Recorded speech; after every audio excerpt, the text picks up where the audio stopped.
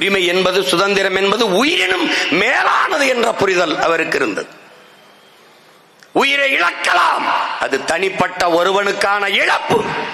ஆனால் உரிமையை இழப்பது என்பது ஒட்டுமொத்தமாக அவன் பிறந்த தமிழர் என்கிற தேசிய இனத்திற்கான இழப்பு.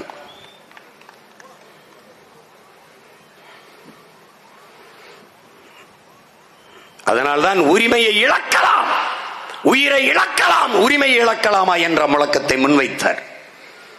உயிரினும் மேலானது எமது உரிமை என்ற முழக்கத்தை முன்வைத்தார்.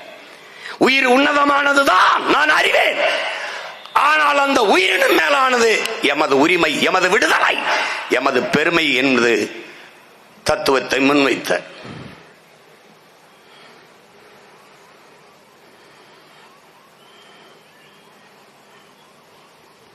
அவன் ஒன்னும் மன்னன் இல்லையே, மந்திரியோ மந்திரியின் மகன் இல்லையே. அழைத்த உடனே மக்கள் வருவதற்கு சாதாரண குடிமகன்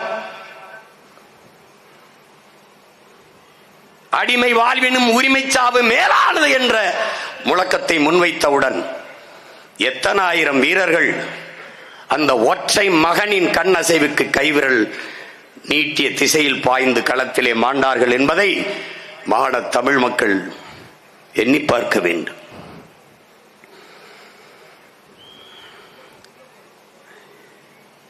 இன உணர்வும் மான உணர்வும் கொண்ட தமிழ் மக்கள், மரணத்தை விட மானமே பெரிது என்று வாழ்ந்த இனத்தின் பிள்ளைகள், ஈழ நிலத்தில் நிற்கிற போது என்னுடைய அண்ணன் நடேசன் அவர்கள் பல்வேறு பொறுப்பாளர்கள் அலுவலகத்திற்கு அழைத்துச் செல்வார்கள். என் தம்பி சேராவும் அழைத்துச் செல்வார். அந்த அலுவலகத்தில் என் அன்பு தம்பி தங்கைகளே, அருமை பெற்றோர்களே, எண்ணற்ற தாய்மார்கள், தந்தையர்கள் தங்கள் பிள்ளைகளை, பெண் பிள்ளைகளை, குறிப்பாக என் தாய்கள் பெண் பிள்ளைகளை, 20, 21 வயது நிறைந்த பெண்களை, பெண் பிள்ளைகளை திருமணம் செய்து கொடுத்து வாழ வைக்க வேண்டும் என்றுதான் எண்ணற்ற தாய்மார்கள் நினைப்பார்கள், பெற்றோர்கள் நினைப்பார்கள்.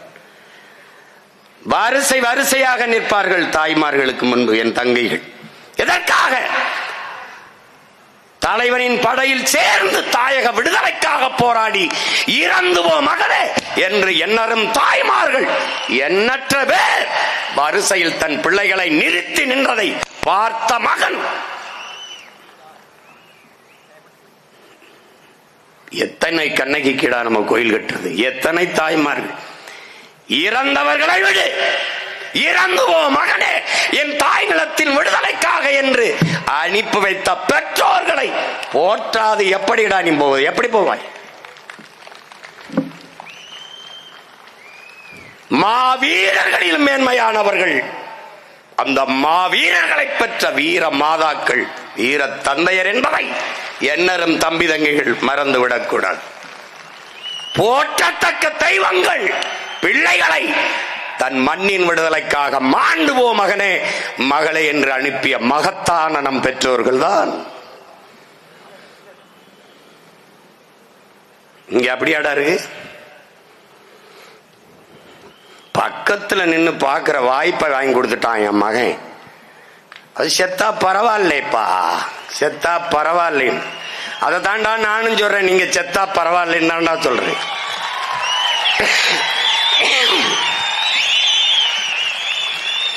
உங்களுக்காவாடா இத்தனை பேர் போராடி சத்தம்? உங்களுக்கா?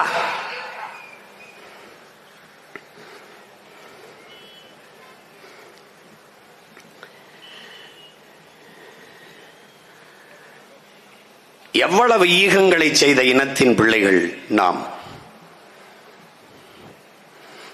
என்னுடைய அப்பா இன்னும் இருக்கிறார், இங்கேதான் இருக்கிறார். தலைவர் சுடரேற்றும் போது பக்கத்திலே நிற்பார். பொன் தியாகம் அப்பா. எடுத்த உடனே நீ அங்க அப்பா வீட்டுக்கு தான் போகணும், அங்கதான் அனுப்புனாங்க. ஏன்னா மாவீரர் துயிலும் இல்லத்தினுடைய பொறுப்பாளர் அவர் தான். அம்மாவும் அப்பாவும் தான் இருந்தாங்க. ஒரு சின்ன வீடு, குடிக்க அந்த சுக்கு தேநீர் கொடுத்தாங்க. அம்மா பக்கத்தில் உட்கார தலையை கொதி விட்டு சொல்ற, பெரியவன் இறந்துட்டான், நிறைய மடியில் படுத்து சின்னவன் அழுதுகிட்டு இருந்தான், அழுதுகிட்டே இருந்தான். தலைவர் கூட அண்ணன் இருந்தான்னு இருந்தேன், அண்ணன் இல்லை, இப்போ நான் போறேன்னா ஏதோ சொல்லிட்டு இருக்கான்னு நினைச்சேன். காலையில் போய் சேர்ந்துட்டான், படையில சேர்ந்துட்டான். அடுத்து ஒரு வருஷத்துல என்ன ஆகுது, அவனும் வீரச்சாவடைஞ்சிட்டான். இப்ப என் தாயின் தந்தை என்ன சொல்றாங்க, என்ன நானும் அப்பாவும் இன்னும் 2 பிள்ளைகளை பெற்றிருந்திருக்கலாம் முன்னாடியே.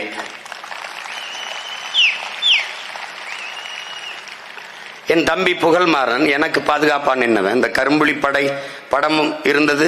தலைவர் உட்கார்ந்து இருப்பார். கடைசியா ஒரு விருந்து தலைவரோட உண்டுதான் தாக்குதலுக்கு செல்வார்கள். அந்த படத்தை நீங்கள் இங்கே ஆவணங்கள் போட்டு காட்டினதுல இருக்கு, நீங்க பார்த்திருப்பீங்க.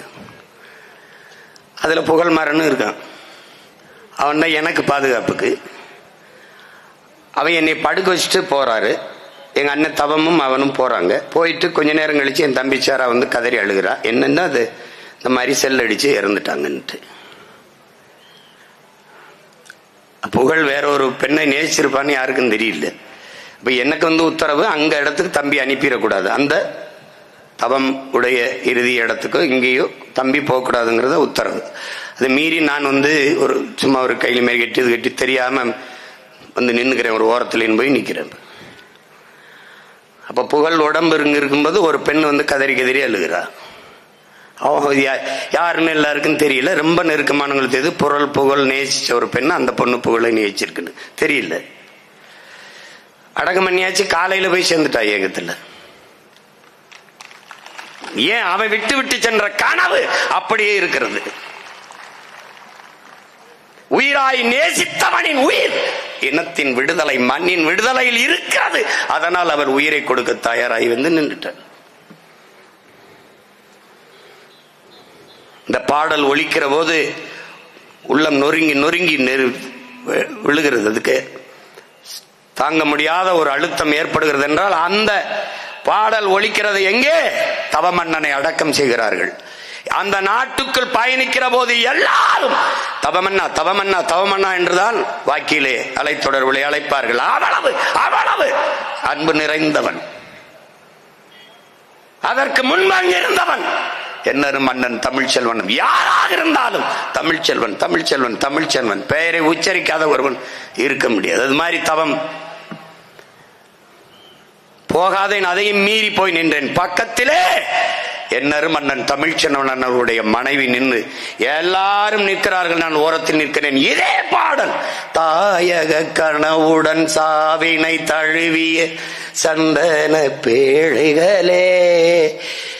இந்த பாடல் ஒலிக்கிற போது உள்ளம் நொறுங்கி கண்கள் கலங்கி சிதைந்த அழாத ஒருவன் எவனும் இருக்க முடியாது. எத்தனை வீர மரணங்கள். தலைவர் சொல்லுகிறார், எத்தனை பேர் நான் வளர்த்த பிள்ளைகள் என் கண்முன்னே இந்த மண்ணின் விடுதலைக்காக தங்கள் இன்னுயிரை ஈகம் செய்தார்கள். என் கைகளிலே எவ்வளவு உயிரற்ற உடல்கள், என் கண்முன்னே எவ்வளவு ரத்தம், எத்தனை தாய்மார்கள் தந்தையரின் கண்ணீர் கதறல். இது எல்லாம் என்னை சோர்வடைய வைக்கவில்லை, மாறாக வெறியேற்றிக் கொண்டே இருந்தது என்கிறார். சான்று இங்கே காட்டிய காணொளியிலே ஒரு தாய் கதறி வந்து நெஞ்சிலை சாய்கிற போது தலைவனின் முகத்தை நீ பார்த்திருந்தால் அறிவாய். ஒரு வெறி அப்படி ஏறி நிற்பார். அந்த வெறி இந்த மகனுக்குள்ளும் என் முன்னே திறந்து இருக்கிற ஒவ்வொரு மான தமிழ் பிள்ளைகள் ஒவ்வொருக்குள்ளும் இருக்குது, இருக்க வேண்டும். நம் முன்னவர்கள் செய்த வீரத்தையும் அவனுடைய வீரத்தையும் ஈகத்தையும் நீ மறந்ததால் தெருவெங்கும் இறந்து கிடக்கிறாய். என்னரும் தமிழனே, இறந்து கிடக்கிறாய்.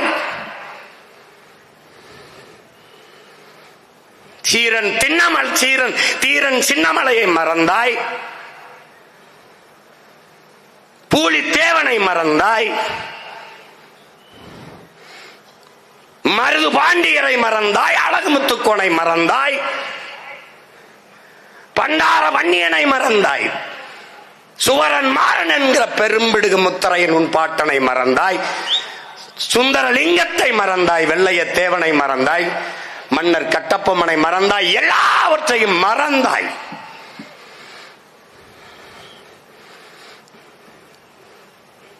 உன் வீரத்தை மறந்தாய். நீ யார் என்பதை மறந்தாய்.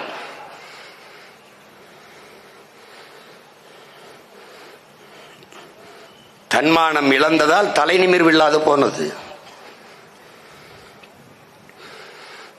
இல்லை என்றால் தமிழ்நாட்டை தலை நிமிர தலைகுனிய விடமாட்டேன் என்று சொல்வார்களா? நீ எங்கிட்டு நீ நிமிர போற? குடிச்சு குடிச்சு குனிஞ்சதான் நிமிரவே இல்லை. எங்கிட்டு நீ நிமிர போற?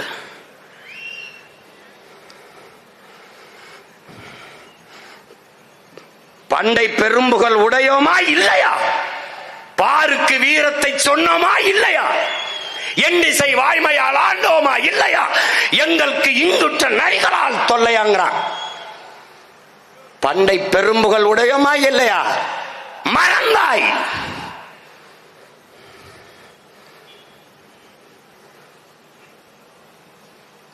இந்த இனத்தை போல அறமும் வீரமும் மானமும் கொண்ட வாழ்ந்த இனம் வரலாற்றில் ஒரு இடத்துல காட்டுறார்.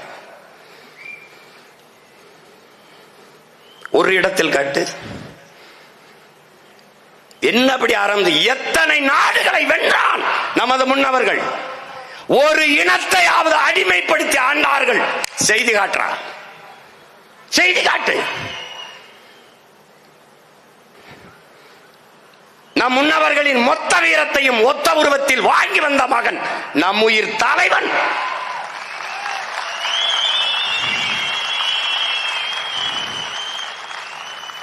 செஞ்சோலையிலே 61 குழந்தைகளை விண்வெளியில் தாக்குதல் நடத்தி கொன்றார்கள். அவரிடத்திலே விண்ணூர்தி இருந்தது. அடுத்த நொடி பலிக்கு பலி, ரத்தத்துக்கு ரத்தம். பறந்து போய் அதே பள்ளிக்கூடத்தில், சிங்களம் பள்ளிக்கூடத்தில் போட முடியுமா? முடியாது. ஏன் செய்யல?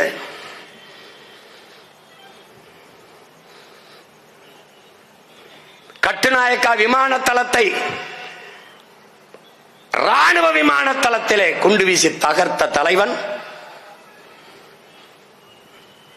பொது விமான தளத்தில் போட எவ்வளவு நேராகும் என்கிற கேள்வியை என்னரும் சொந்தங்கள் எழுப்பி பார்க்கணும். ஏன் செய்யல? அவன் உறுதியாக நின்றான். எங்களுக்கு எதிரி என் இன மக்களை கொன்று குவித்து அழிக்கிற சிங்கள ராணுவம் தானே ஒழிய சிங்கள மக்கள் இல்லை என்பதில் அவன் இறுதி வரை உறுதியாக நின்றார்.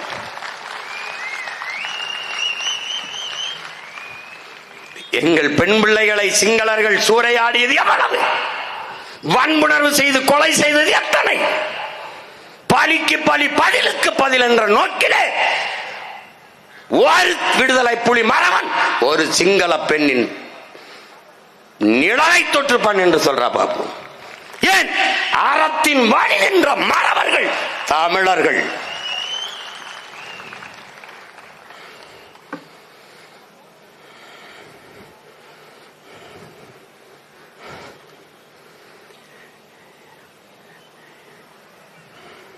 இன்னைக்கு என்ன நிலைமை? உனக்கு கேட்க நாதி கிடையாது. இத்தனை பேர் ஈகம், இவ்வளவு பெரிய தலைவன். என்ன அவன் வீடு கட்ட போறான்னா இந்த நாடு அவனுக்கானதா? இன்னும் ஈழம் ஒரு தீவது, ஈழம் ஒரு பிரச்சனை எங்கே ஒரு நடந்ததுன்னு நினைச்சிருக்கான். உன் இனத்திற்கான தேச விடுதலை என்ற எண்ணம் உனக்கு இன்னும் வரல. இருந்திருந்தால் இந்த நிலத்திலே உன் தலைவன் பிறந்த நாளை ஒரே ஒரு இயக்கம் தாண்டா கொண்டாடி இருக்குது. நாம் தமிழர் இயக்கம் மட்டும்தாண்டா கொண்டாடி. அது என்னடா இத்தனை ஆண்டுகள் இல்லாத சட்ட நாள் புடுங்கின நாள்? அது என்னடா இத்தனை நாள் இல்லாத, இத்தனை ஆண்டுகள் இல்லாது சீமானும் அவன் தம்பி தங்கைகளும் எழுச்சியுற்று தமிழ் தேசிய அரசியல் தமிழர் நிலத்தில் தவிர்க்க முடியாத ஒரு பேராற்றலாக எழுச்சி வருவதை பார்த்து எங்கள் தலைவன் பிறந்த நாளை திசை திருப்ப சட்ட நாள் என்றால் எப்படியே? இத்தனை நாள் என்ன நல்லது? எத்தனை நாளைக்கு நீ திசை திருப்ப? ஒரு நாள். இவன் மகன் இந்த நிலத்தில் சொல்றா, இந்த நிலத்தில் நான் பிறந்த மண் சொல்றா. நவம்பர் 26, 27 தமிழ் தேசிய அரசின் அரசு விழாவாக நடக்கும்டா, நடத்தி காட்டும்டா. அன்னைக்கு உங்க சட்ட நாள், உங்க பிறந்த நாள் எல்லாம் எங்க போகுதுன்னு பாக்குறேன்டா, எங்க போகுதுன்னு பாக்குறேன். ஏன் இத்தனை ஆண்டுகள் அந்த நாள்ல பிறந்த நாள் வரல, சட்ட நாள் வரல? ஏன் வரல? எனக்கு தெரியும்டா. ஏன்? பிரபாகரன் மகன் வளர்றான்டா, நிமிர்றான்டா. ஓட்டுக்கு ஒத்த ரூபா கொடுக்காம 36,50,000 வாக்க வாங்கி 3வது பெரிய அரசியல் கட்சியாக வந்திருக்கான்னா அவன் அல்ல, அவன் அல்லடா. இத்தனை மாவீரர்களின் ஆன்மாக்கள் உந்தி தள்ளுகிற அவனை தள்ளுது.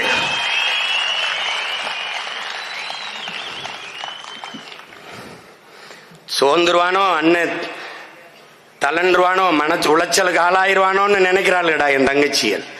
செத்த தங்கச்சி, செத்த தம்பி அண்ணங்க இன்னும் மிச்ச பேர் இருக்கான்ல, அவன் அடிக்கிறான். ஒரு தங்கச்சி அடிக்கிறாடா சுவிஸ்ல இருந்து. என்னப்பா அண்ணா, நீ சுதந்திராத அண்ணா, நீ கவலைப்பட்டாத, துவன்றாத, பாட்டுக்கு போயிட்டே இரு, நீ பாட்டுக்கு போ அண்ணா. நீ உன்னை பார்க்காத செத்த மாவீரன் நிறைய இருக்கான், உன்னை பார்த்து செத்தவன் இருக்கான்ல, அவன் ஆன்மா உன்னை கைவிடாதல்ல அண்ணா, உன் கூட வரும், நீ போ, நீ தைரியமா போ என்றார். நீ எழுதி வை, 2026 தேர்தலுக்கு பிறகு நம்மை விட அதிகமாக பிரபாகரன் என்றும் தமிழீழம் என்றும் விடுதலை புலிகள் என்றும் இவர்கள் உச்சரிப்பார்கள். நான் உச்சரிக்க பார்ப்பேன். நாம் மரம் மாநாடு என்றால் சிரிப்பார்கள். அரங்கிற்குள்ளே அலையாத்தி காடுகள் மாநாடு என்பார்கள். நான் மேய்ச்சல் நிலம் மாடு ஆடு என்றால் சிரிப்பார்கள். மறுபடி அரங்குக்குள்ளே ஆடு மாடு வளர்த்தல் வருமானம், அது செல்வம், கால்நடைகள் பராமரிப்பு எல்லாம் நடத்துவார்கள்.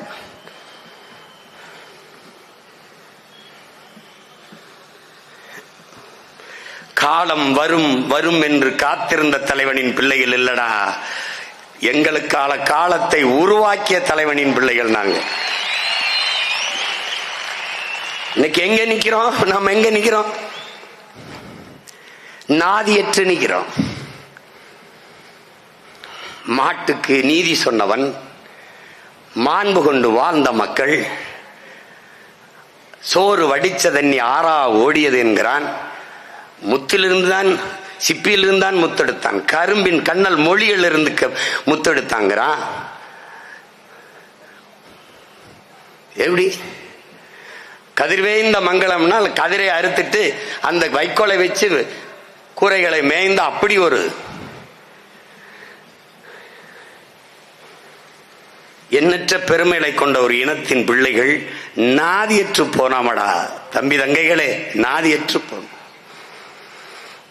ஆந்திர காட்டுக்குள் செம்மர கட்டையை வெட்ட வந்தம்ங்கிறது குற்றமடா, குற்றச்சாட்டு. என்னடா நீ புரிஞ்சுக்கிற? திருட்டு பயலுக திருட வந்திருக்காங்க தமிழன்றான். இங்க உட்கார்ந்துட்டு எம்பிட்டடா திருடிட்டு போறான்? எவ்வளவுடா? இந்த குவாரியெல்லாம் யாரோடதுடா? எவ்வளவுடா? வெட்ட வந்தால் நீ கைதி செய், சிறைப்படுத்து. அதானடா நீ செஞ்சிருக்கணும் அந்த நாட்டுல. எப்படியா சுட்டு போட்டான செம்மர்கட்டை வெட்டும் போது காய்ச்சிருக்கடா? சான்று இருக்கா? இத்தனை கேள்வியில எவன் கேட்டான் இந்த நிலத்திலே? மரக்கட்டையும் மனித உடலையும் ஒன்றாக அடுக்கி இவன் கால்களிலே என் கட்டையிலே என் போட்டு போட்டானடா. எங்கடா போன? எங்க போன? மரக்கட்டைக்கு இருக்கிற மதிப்பு மனித உயிருக்கு இல்லையா? மான தமிழனுக்கு இல்லையா என்ற கேள்வி இந்த நிலத்தில் ஏன் எழல? ஏன் நாதி இல்லை? நீ நாதியற்றவன். யாரு கேட்ட? ஆட்சியில் இருந்தவன், எதிர்க்கட்சியா இருந்தவன், மேலே ஆண்டவன், எவன் வந்தான்? எவன் கேட்ட? சோழன் லேக் என்று, சோழன் ஏரி என்று கப்பல் ஓட்டி விளையாண்ட அரசேந்திரனின் பேரனுக்கும் பேத்திக்கும் கடல்குள்ள கால் வைக்க எல்லை தாண்டி வந்தான், எல்லை தாண்டி வந்தான் என்று சுட்டுக் கொள்கிறானடா. 840 பேருக்கு மேல சுட்டுக்கண்டா.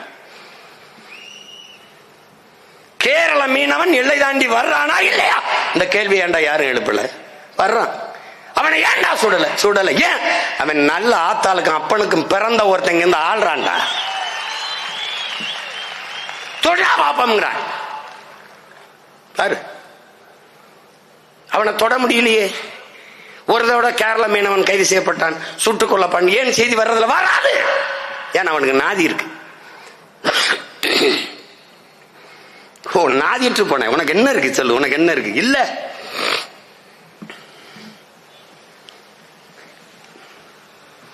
கள்ளச்சாராயம் குடிச்சு செத்தால் 10 லட்சம்டா. கூத்தாடியை குடிச்சு செத்தால் 10, கூத்தாடியை பார்க்க போய் செத்தா 10, அரசு காசு. ஆனால் மீன் முடிக்க போய் செத்தால் நெத்தி பொட்டுல வைக்க 1 ரூபா கிடையாது. நாதியற்று போனாயடா, நாதியற்று போனாய்.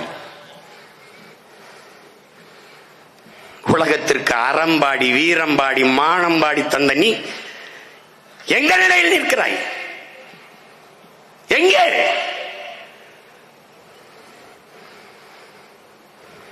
உலக உயிர்களை நேசித்து நின்றவன்டா நீ. வாடிய பயிரை கண்ட போதெல்லாம் வாடினேன்கிறான்டா வள்ளலால் பெருந்தகை. உன் முன்னவன் தானடா. தாள கிடப்பவரை தற்காத்து நிற்பதே தர்மம்ங்கிறானடா வைகுந்தர். உன் முன்னவன் தானடா. காக்கை குருவி எங்கள் சாதி, நீல் கடலும் மலையும் எங்கள் கூட்டம்ங்கிறானடா. அவனும் உன் முன்னவன் தானடா. பிறப்பு ஒக்கும் எல்லா உயிருக்கும் பகுத்துண்டு பல் உயிர்கள் ஓம்பு. இந்த இனத்தில் பிறந்த மகன் நிற்க வழியில் நாதியற்று போய் நடிகனை பார்க்க போய் செத்ததற்கு இத்தனை பேர் பண்ணானடா. கள்ளச்சாராயம் குடிச்சதுக்கு இத்தனை பேர் பண்ணானடா. மக்கள் புரட்சிடா. ஸ்டெர்லைட்டால என் வாழ்விடம் பாதிக்கப்படுது, வாழ்வாரம் பாதிக்கப்படுது, குடிநீர் நஞ்சாகுது, காற்று மாசுபடுது, புற்றுநோய் வருது, தோல் தொற்று வருது, நுரையீரல் புற்று வருது. அதை மூடுங்கள் என்று போராடியது மக்களின் கிளர்ச்சி, புரட்சி. மனு கொடுக்கத்தானே வந்தான். மனு 4 பேர் கொடுத்துட்டு போவோம்னு சொல்றதுக்கு உனக்கு என்ன இடையூறு? ஏன் எவனும் கேட்கல? இவர்கள் கலவரம் செய்வார்கள் என்று எப்படி கணித்தீர்கள்? முன்கூட்டியே ஆயுதத்தோடு காவலர்கள் வந்து நின்றது எப்படி? அப்படியே கலவரம் என்றாலும் தண்ணீரைத்தானே பீச்சி அடித்து கலக்கணும், கண்ணீர் புகை குண்டுகள் தானே வீசி இருக்கணும். அப்படியே சுடுவதென்றால் காலுக்கு கீழே தானே சுட்டிருக்க வேண்டும். குறிவாத்து நெஞ்சிலையும் குரல் வளையும் சுட்டு கொண்டது ஏன்? ஏண்டா இந்த நிலத்துல ஒருத்தம் கூட எழுப்பல? ஏன்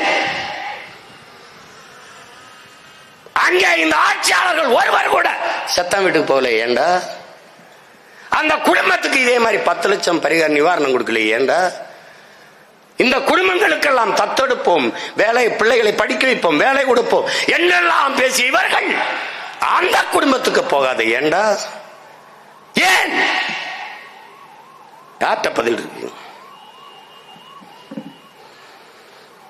இதுக்கு அரசு பொறுப்பேற்க வேண்டும் என்று பேசியவர்கள் அதற்கு அரசு பொறுப்பேற்க வேண்டும் என்று ஏன் பேசல? சுட சொல்லி உத்தரவு எங்கிருந்து வந்தது? இந்த கேள்வி ஏன் எவரிடத்திலும் இருந்து எழல? ஏன்? நாதியற்று போனாயடா, நாதியற்று போனாய்.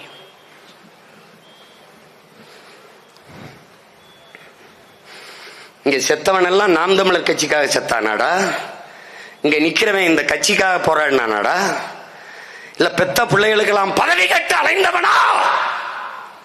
உலக அரசியல் உலக விடுதலை போராட்ட வரலாற்றிலே பெற்ற பிள்ளைகளை எல்லாம் தாய் நிலத்தின் விடுதலைக்காக பணியிட்ட தலைவன், ஒரே தலைவன், என் உயிர் தலைவன் என் அண்ணன் மேதகவே பிரபாகரன் அவர்கள். 3 தலைமுறைடா களத்தில் மாண்டது. ஒன்னு அவனை பெற்றவர்கள் என் அப்பன் வேலு பிள்ளையும் பார்வதி,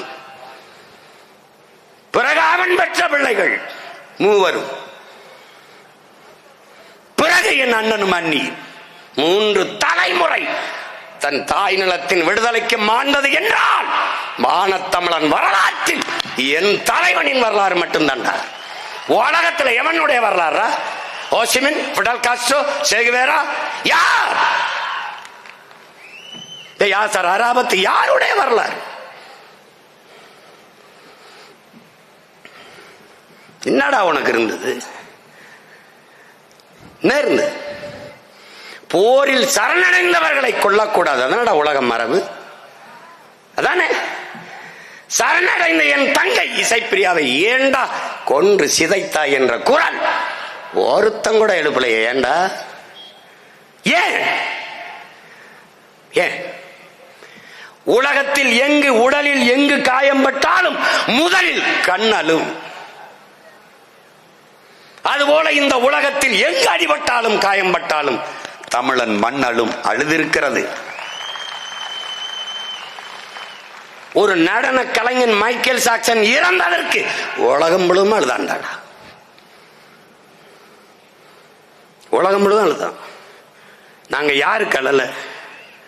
பெனாசிர் பூட்டோவுக்கு, யாசர் அராபத்துக்கு, மம்மர் கடாபிக்கு, அதிபர் முபாரக்குக்கு யாருக்கு அழல? யாருக்கு அழல? சதாம் ஹுசேனுக்கு.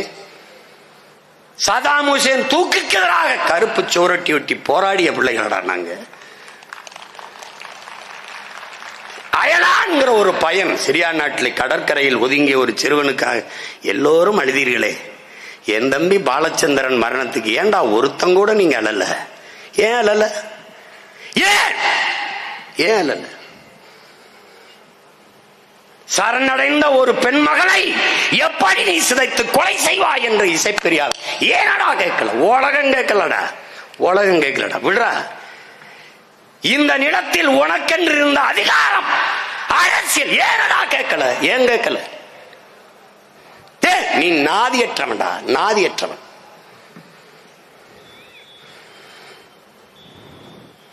ஒரு பச்சிலம் பாலகன், 12 வயது சிறுவன், அவனை கைது செய்த ராணுவம் தன் கட்டுப்பாட்டுக்குள் வைத்திருந்தது.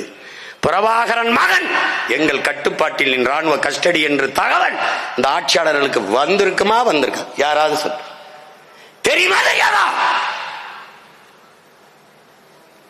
இந்த பெருமேலோட இருக்கிற ஒரு பச்சை பிள்ளைய 5 குண்ட நெஞ்சில பாய்ச்சி கொள்ற மனநிலை அவனுக்கு வந்ததுன்னா எப்படா? எப்படா? எப்படி? அவனுக்கு பால் ஊட்டிய தாய் போலதான் எனக்கும் உனக்கும் நம் தாய் மாறில இருந்து பால் ஊட்டினால் என்றால் எப்படா மறப்ப? நீ எப்படா உள்ளவ? இந்த பிள்ளை செஞ்ச துரோகம் என்னடா? ஏன்னா அவனை கொன்னா என்று உலக நாடுகளில் ஒருவன் கூட குரல் எழுப்பலையடா. ஒருத்த இந்திய பெருநிலத்தில் திராவிடன் எங்கடா? எந்த திராவிடன்டா? கர்நாடகால இருந்து ஒரு கண்டனம், ஆந்திராவில் இருந்து அறிக்கை, கேரளாவில் இருந்து ஒரு துளிக்கு ஒரு செய்தி. ஒருத்தன் இல்ல. ஏன்? நாதி இல்லடா உனக்கு. நாதி அல்ல, நீ நாதியற்று போனாய். ஒரு பயம். வெள்ளை கொடியேந்தி வந்து சரணடைங்கள் என்று சொன்னவன் யாரடா? கோத்தபாய ராஜபக்சே, அவன் கீழே இருந்த ராணுவ தளபதிகள்.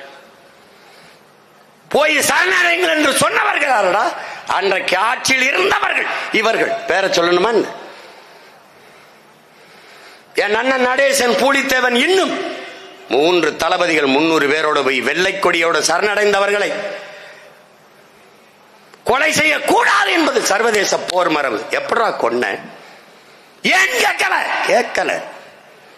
ஏன்? நாதி கிடையாது. முள்ளிவாய்க்கால் இருந்து வெளியே வாருங்கள், எல்லோரும் வாருங்கள், வாருங்கள், நாங்கள் பாதுகாப்பு தரும். அழைத்தவன் அவன் சிங்கள ராணுவம், சிங்கள அதிகாரம். மக்கள் துயருற்று துன்பப்பட்டு இப்படி இருப்பதை பார்த்தால் பன்னாட்டு சமூகம் பரிந்து பேச வரும் என்று எதிர்பார்த்த தலைவன் ஏமாந்தார்.